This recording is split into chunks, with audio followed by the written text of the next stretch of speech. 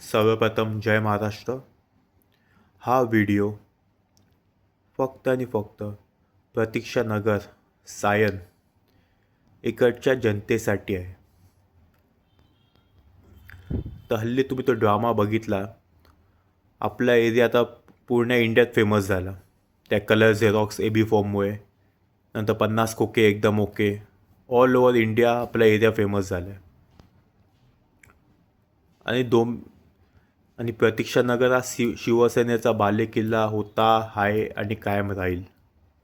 हे तुम्ही आता जर उमेदवारच बघितले तर सर्व उमेदवार हे शिवसेनेचेच आहेत.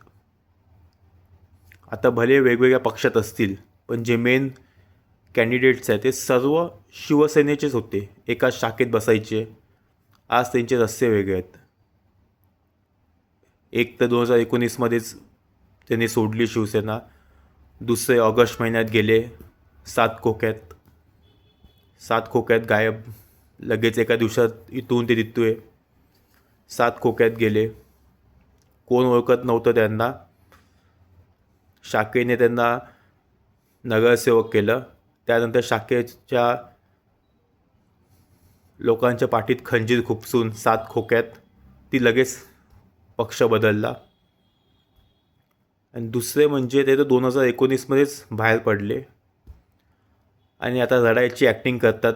प्रत्येक ठिकाणी जातात, रडतात, माझ्यावर अन्याय होतो आहे, मला तिकीट दिली जात नाही, माझ्यावर खूप अन्याय झाला.